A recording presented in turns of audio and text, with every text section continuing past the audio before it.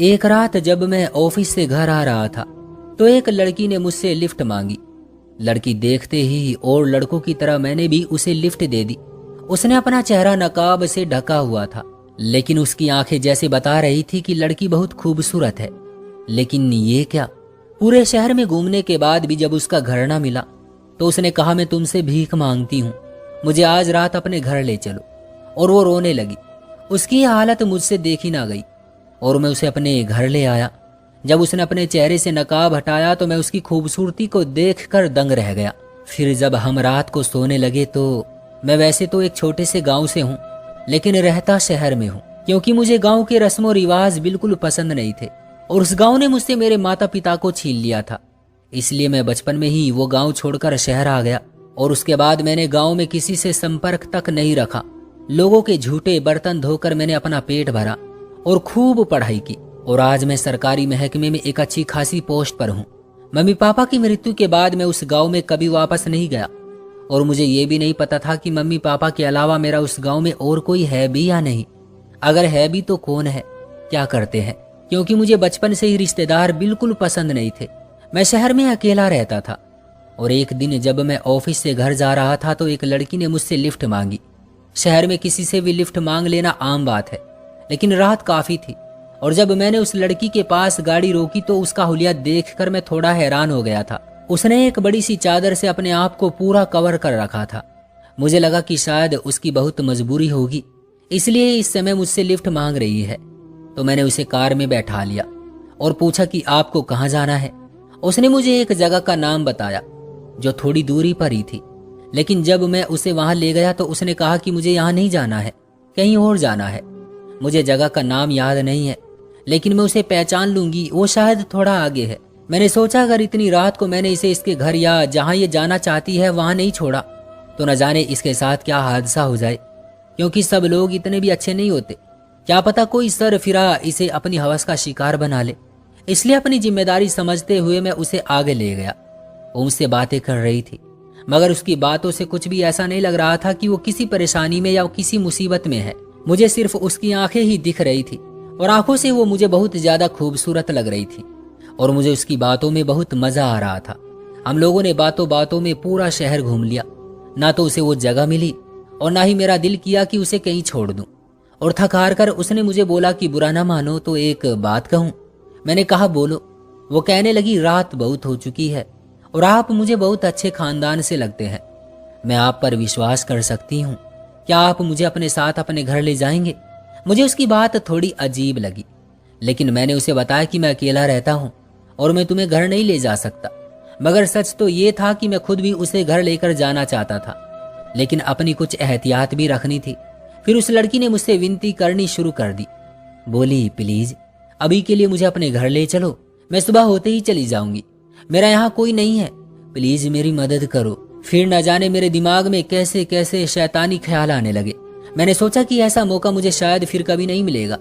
एक लड़की मुझे खुद बोल रही है कि मैं उसे अपने घर ले जाऊं, इसलिए मैं खुशी से उसे अपने घर ले आया और सोचा कि पहले मैं इसकी कहानी सुनूंगा और इसका हमदर्द बनकर मैं इसको पालूंगा और सुबह होते ही ये खुद चली जाएगी। जब हम घर पहुंचे तो उसे बोला कि फ्रेश हो जाए, तब तक मैं खाना मंगा लेता हूँ। उसने जैसे ही वो चादर उतारी जिसमें उसने अपने आप को पूरी तरह कवर कर रखा था तो उसकी खूबसूरती को देखकर मैं उसे देखता ही रह गया। मैंने अपनी लाइफ में पता नहीं कितनी लड़कियां देखी और न जाने कितनी लड़कियों से मिला भी था, लेकिन इतनी सुंदर लड़की मैं पहली बार देख रहा था। उसके चेहरे में एक अजीब सी कशिश थी जो मेरा ध्यान बार बार अपनी तरफ खींच रही थी और वो लड़की बार बार अपना दुपट्टा ठीक कर रही थी। शायद उसने मेरे अंदर की हवस को भांप लिया था और मुझे अपनी हरकतों पर बहुत ज्यादा शर्मिंदगी महसूस हुई। फिर मैंने सोचा कि अगर मैंने इसे अपने रंग अभी से दिखाने शुरू कर दिए तो ये कभी नहीं मानेगी। मुझे शरीफ होने का नाटक करना पड़ेगा। सच तो ये है कि अभी तक मेरी जिंदगी में मैं कभी किसी लड़की के साथ इतना टाइम तक नहीं रहा था और ना ही कोई लड़की मेरी जिंदगी में आई थी, लेकिन उसको देखकर न जाने क्यों मेरा मन बार बार लालची हो रहा था। खैर, मैंने बाहर से खाना मंगाया और हम दोनों ने साथ बैठकर खाना खाया और मैंने दूसरी बार फिर उससे पूछा कि अगर तुम्हें अच्छा लगे तो मुझे बता सकती हो कि तुम कौन हो, कहाँ से आई हो। लेकिन उसने पहले की ही तरह बात को घुमा दिया। बोली अभी तो यही हूँ, रात बहुत हो चुकी है, मैं आपके सवालों का जवाब सुबह जरूर दूंगी। इसके बाद मैंने इस टॉपिक पर कोई बात नहीं की और हम काफी देर तक बैठे इधर उधर की बातें करते रहे। मुझे इस लड़की के साथ वक्त गुजारना बहुत अच्छा लग रहा था। लेकिन कुछ देर बाद मैं अपने रूम में और वो दूसरे रूम में सोने के लिए चले गए। लेकिन उससे बात करके मैं इतना तो समझ ही गया था कि वो किसी कठिनाई में नहीं है और मैंने सोच लिया था कि मैं उसे कहीं नहीं जाने दूंगा। और रात मेरे लिए बाकी सारी रातों से अलग थी। मैं हमेशा अपने घर में अकेला रहता था और न जाने आज कितने सालों बाद मेरे घर में एक सुंदर लड़की थी जिसकी जिंदगी के बारे में मुझे कुछ अता पता नहीं था। मुझे सिर्फ अभी तक उसके नाम का ही पता था। लेकिन फिर भी मैंने सारी रात उसके बारे में सोचते हुए ही गुजारी। मुझे नहीं पता कि मैं उससे प्रभावित था या मेरे अंदर का हैवान मुझ पर हावी हो रहा था। ये बात मुझे समझ नहीं आ रही थी। लेकिन जो कुछ भी था, मुझे उसके बारे में सोचना बहुत ही अच्छा लग रहा था और मेरी आंखों के सामने उस लड़की का चेहरा बार बार आ रहा था। उसकी बड़ी बड़ी आंखें और बात बात पर मुस्कुराना और लंबे बाल जिनको देखकर लगता कि इनमें खो जाऊं, लेकिन मैं ऐसा कर नहीं सकता था। वैसे देखा जाए तो मेरा कोई कसूर भी नहीं था, क्योंकि वो थी ही इतनी खूबसूरत कि हर कोई उस पर फिदा हो जाए। और जब मुझे लगा कि मैं अपने आप को रोक नहीं पाऊंगा तो मैं सोने के लिए लेट गया। उसकी खूबसूरती को देखकर मैं खुद पर काबू नहीं रख पा रहा था, लेकिन न जाने क्यों मैं अपने कदम आगे नहीं बढ़ा सका। शायद खून ही ऐसे माँ बाप का था, या फिर यूं कह ले कहीं ना कहीं उस परमात्मा का डर था, क्योंकि बार बार जब भी मेरा उसकी तरफ चलने का मन करता तो उस परम पिता परमेश्वर की तस्वीर मेरे दिमाग में चलने लगती कि नहीं, ये गलत है। वो भी किसी की बहन या बेटी है, उसकी इज्जत भी तुम्हारी बहन की इज्जत की तरह है, उसे भी इज्जत प्यारी होगी। खैर, मैंने जैसे तैसे करके खुद पर काबू करते हुए रात गुजारी और आज मैं सुबह जल्दी ही उठ गया था। और जब कमरे से बाहर आया तो वो लड़की पहले से ही बाहर बैठी थी। इसे देखकर मैंने इससे पूछा कि रात नींद अच्छे से तो आई, कोई परेशानी तो नहीं हुई? वो बोली, बहुत ही प्यारी नींद आई, काफी दिनों के बाद इतने सुकून से सोई हूँ। फिर मैंने उससे पूछा कि नाश्ते में क्या खाओगी? मुझे ऐसा लग रहा था कि जैसे वो हमेशा से मेरे साथ ही रहती हो, क्योंकि हम बहुत ही ज्यादा नॉर्मली बातें कर रहे थे, जैसे ये हमारी रोज की कहानी हो। उसने कहा, मुझे बाहर का खाना ज्यादा पसंद नहीं है, इसलिए तुम कहो तो मैं घर पर ही नाश्ता बना देती हूँ। मैंने उसे हाँ बोल दिया और खुद भी नाश्ता बनाने में उसकी हेल्प करने लगा। हमने नाश्ता बनाया और बातें भी करते रहे। मुझे ऐसा लग रहा था कि जैसे मैं कोई सपना देख रहा हूँ, लेकिन ये सब सच था। अभी हम दोनों बैठे नाश्ता ही कर रहे थे कि दरवाजे पर किसी ने बेल बजाई। मुझे थोड़ा डर लगा कि सुबह सुबह न जाने कौन आ गया, क्योंकि घर पर कभी कभी मेरे दोस्त आते थे, लेकिन वो तो रात में आते थे, फिर इस समय कौन हो सकता है? खैर, मैं डरते डरते देखने गया तो जब मैंने दरवाजा खोला, बाहर एक औरत और एक व्यक्ति खड़े थे, जिन्होंने मुझसे बोला कि क्या रूपाली अंदर है? मैं बात सुनकर चौंक गया, क्योंकि मेरे घर में जो लड़की थी उसने मुझे अपना नाम रूपाली ही बताया था। लेकिन इनको कैसे पता चला कि रूपाली यहाँ पर है? जब तक मैं उनको मना करता कि यहाँ नहीं है तो इतने में रूपाली अंदर से आ गई। मैं खामोशी से साइड हट गया और रूपाली भागकर मम्मी पापा बोलते हुए उनके गले लग गई। पहले तो मुझे कुछ समझ ना आया, लेकिन मेरे पूछने पर उन्होंने बताया कि वो रूपाली के मम्मी पापा है। ये सुनकर मुझे जोर का झटका लगा। मैं सोच में पड़ गया, जब रूपाली के मम्मी पापा हैं और उसको इतना प्यार भी करते हैं तो वो इतनी रात को वहां रोड पर लिफ्ट क्यों मांग रही थी? और सारी रात मुझ अनजान के साथ क्यों रही? और उसके मम्मी पापा सिर्फ उसे गले से लगाए जा रहे थे। उन्होंने एक बार भी उससे नहीं पूछा कि वो कहाँ थी, किस हाल में थी, किसी ने उसके साथ कुछ गलत तो नहीं किया है। और इसमें सबसे बड़ी बात तो ये थी कि इनको कैसे पता चला कि वो यहाँ है? इन सारे सवालों का जवाब सिर्फ वही दे सकते थे। मैंने उन्हें अंदर बैठा लिया और एक सांस में सारे सवाल कर दिए। उन्होंने एक दूसरे की तरफ देखा और मुस्कुराते हुए बोले, तुम्हें सारे सवालों के जवाब जरूर मिलेंगे, लेकिन पहले हम तुम्हें ये बता दें कि हम रूपाली को लेने आए थे और लेकर जा रहे हैं। मैंने उनको बोला कि आप रूपाली को ऐसे नहीं ले जा सकते। वो फिर से मुस्कुराते हुए बोले, लेकिन तुम किस हक से उसे रोक सकते हो? अगर तुमने रूपाली को जबरदस्ती यहाँ रोकने की कोशिश की तो मैं तुम्हारे खिलाफ पुलिस स्टेशन जाकर केस दर्ज करा दूंगी कि तुमने मेरी बेटी को किडनैप किया है। मुझे उनकी ये बात सुनकर बहुत ही अफसोस हुआ, क्योंकि मैंने उनकी बेटी को लिफ्ट दी, उसे अपने घर में पनाह दी, और ये लोग बजाय मेरा धन्यवाद करने के मुझे पुलिस की धमकी दे रहे हैं। फिर मैंने रूपाली से पूछा कि क्या तुम जाना चाहती हो? उसने हाँ बोल दिया। इसके बाद मुझे उसे रोकने का कोई हक नहीं था, लेकिन मेरा दिल नहीं मान रहा था। मगर मैं इसे कैसे रोक सकता था? और मैं इसे ढूंढ भी नहीं सकता था, क्योंकि इसने मुझे अपने नाम के अलावा कुछ भी नहीं बताया था, और पता नहीं वो नाम भी सच था या झूठ। और वो अपना सामान लेकर अपने मम्मी पापा के साथ चली गई। और मैं अब ये सोच रहा था कि ये सच था या सपना, लेकिन टेबल पर रखे चाय के कप बता रहे थे कि ये सब कुछ हकीकत था। और रूपाली के पापा जाते जाते एक बात और बोल गए थे कि तुम मेरी बेटी और हम दोनों को कभी भूल नहीं पाओगे, और अगर तुमने हमारा पता लगा लिया कि हम कहाँ से आए हैं और कौन है, तो मैं वादा करता हूँ तुम्हारे हर सवाल का जवाब दे दूंगा और जो तुम चाहोगे आपको दे दूंगा। उन्होंने तो मुझे एक उलझन में डाल दिया था। मेरा एक बार तो दिल किया कि सब कुछ छोड़ छाड़ कर रूपाली को ढूंढने निकल जाऊं, लेकिन मैं आज जहां था यहाँ बहुत मेहनत करके पहुंचा था और मैं फिर से अपनी इसी जिंदगी में बिजी हो गया। मैं सारा दिन ऑफिस के काम में लगा रहता, सुबह सवेरा ऑफिस चला जाता और रात में वापस आता, लेकिन अगर मैं थोड़ी देर के लिए भी फ्री होता तो एकदम रूपाली का चेहरा मेरी आंखों के सामने आने लगता, उसकी बातें याद आने लगती और उस दिन उसके हाथ के बने नाश्ते की मुझे बहुत याद आती। मैंने उसे बुलाने की सभी कोशिश करके देख ली, लेकिन जब मैं हार गया और मुझे लगा कि मैं उसे बुला नहीं सकता, तो मुझे रूपाली के पिता की कई बातें याद आई और मैंने उनको खोजना शुरू कर दिया। लेकिन मुझे अकेले के लिए इतने बड़े शहर में 3 लोगों को ढूंढना नामुमकिन काम था, इसलिए मैंने अपने एक दोस्त से ये सारी बात बताई और उससे मदद मांगी। उसने सारी बात बहुत आराम से सुनी और अपने कुछ दोस्तों को भी बुला लिया और कहा उन सभी की फोटो मुझे भेज दो। मैंने अपने सीसीटीवी की रिकॉर्डिंग वीडियो उसको भेज दी। उसने मुझसे वादा किया कि वो 1 हफ्ते के अंदर तुम्हारा काम करा देगा। मैंने उसको कुछ रुपये भी दिए और कहा साथ साथ मुझे भी अपडेट करते रहना। असल में मैं देखना चाहता था कि वो 1 हफ्ते में उसका पता कैसे निकालेगा, और उसने अपने एक दोस्त जो कि साइबर क्राइम ऑफिस में काम करता था उससे मदद मांगी और 2-3 दिन बाद उसने बताया कि शायद वो इस शहर में ही रहते हैं, क्योंकि लास्ट फुटेज में उनको एक बस स्टैंड पर एक बस में बैठते देखा गया है।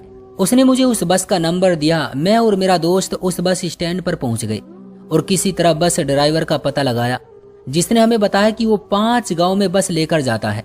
हम तुरंत उन गांव के लिए निकल गए और गांव में पूछते पूछते हम 2 दिन बाद रूपाली के घर पहुंच गए। लेकिन मैं हैरान था, क्योंकि ये वही गांव था जिसने मेरा सब कुछ छीन लिया था। यहाँ के एक बहुत बड़े जमींदार ने मेरे माता पिता को जमीन के विवाद के चलते सरेआम गोली मारी थी और पूरे गांव में किसी ने भी इतनी हिम्मत नहीं दिखाई थी कि उसके खिलाफ गवाही दे सके। और आज इतने दिनों बाद जब मैं इस गांव में आया था तो मैंने सोच लिया था कि आज उससे अपना सारा हिसाब चुकता करके ही जाऊंगा। खैर, पहले मुझे रूपाली के बारे में जानना था और मैं उसके घर पहुंच गया और जैसे ही दरवाजा खटखटाया तो रूपाली के पिता ने गेट खोला और मुझे देखकर बहुत खुश हुए और कहा अंदर आओ बेटा, मुझे तुमसे पूरी उम्मीद थी कि एक दिन तुम यहाँ जरूर आओगे। उन्होंने मुझे घर में बुलाया और अपनी पत्नी से मेरे लिए कुछ खाने पीने को लाने का कहा, लेकिन मैं ये जानने के लिए बहुत उत्सुक था कि ये कौन है।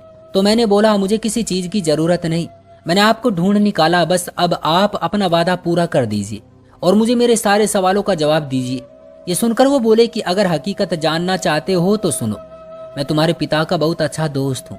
हम दोनों साथ ही काम करते थे और मेरी एक ही बेटी है रूपाली, और मेरा दोस्त यानी तुम्हारे पिता हमारी दोस्ती को रिश्तेदारी में बदलना चाहते थे। और बचपन में ही जब तुम और रूपाली बहुत छोटे थे तो तुम्हारा हमने रिश्ता तय कर दिया था।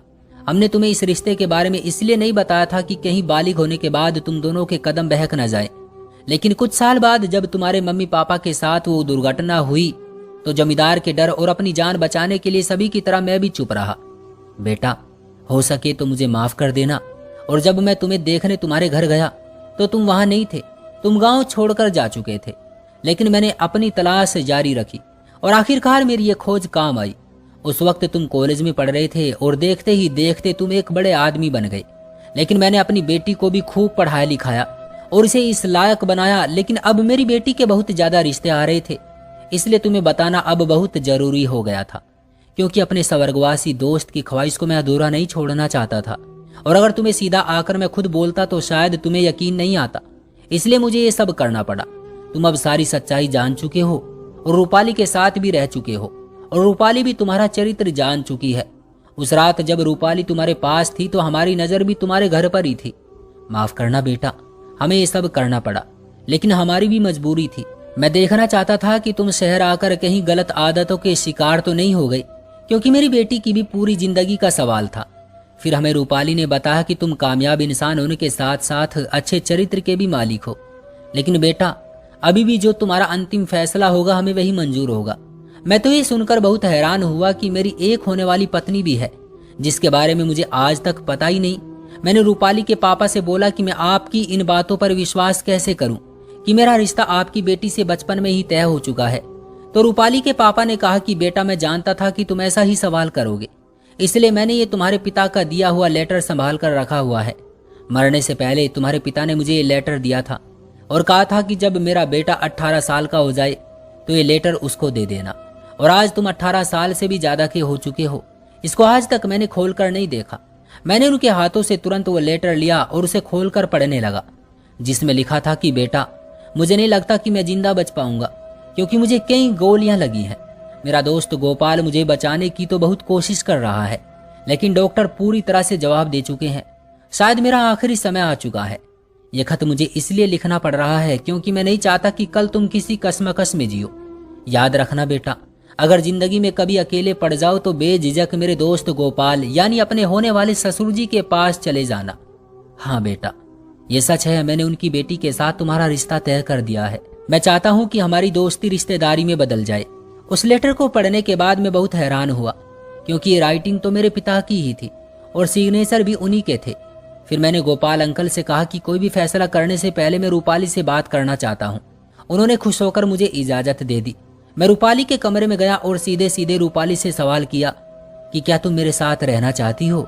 उसने कहा कि मैं बचपन से एक बात ही सुनते आई हूँ कि मैं तुम्हारी अमानत हूँ और मैंने तुम्हारे अलावा कभी किसी के बारे में सोचा भी नहीं। मैं तो पहले से ही उस पर फिदा था, बल्कि उसे देखकर तो पागल सा हो गया था। फिर मैंने रूपाली के पिता से बात की कि मैं रूपाली से पूरे रस्म और रिवाज के मुताबिक शादी करने के लिए तैयार हूँ, लेकिन उससे पहले अपने माता पिता के कातिलों से बदला लेना चाहता हूँ। रूपाली के पिता ने बोला कि उसकी कोई जरूरत नहीं, क्योंकि जमींदार अपनी पत्नी की मृत्यु के बाद एक दिन अचानक पागल हो गया और अब बच्चे उसे पत्थर मारते हैं, कूड़े पर पड़ा रहता है और वहीं से पता नहीं क्या क्या उठाकर खाता रहता है। उसके कर्मों का फल ईश्वर ने उसे पहले ही दे दिया है। दोस्तों, इस कहानी से हमें सीख मिलती है कि अगर तुम किसी के साथ बुरा करते हो तो ये उम्मीद कभी मत रखना कि आने वाले समय में आपके साथ अच्छा होगा, क्योंकि कर्मों का फल सबको मिलता है, फिर चाहे वो बुरा हो या अच्छा। क्यों दोस्तों, सही कहा ना मैंने? आपकी क्या राय है इस कहानी के बारे में? कमेंट बॉक्स में हमें जरूर बताइएगा। वीडियो को लाइक कर दीजिए और चैनल को सब्सक्राइब कर लीजिएगा ताकि आने वाली वीडियो आपको तुरंत मिले। मुझे दीजिए अगली वीडियो तक इजाजत, तब तक के लिए धन्यवाद।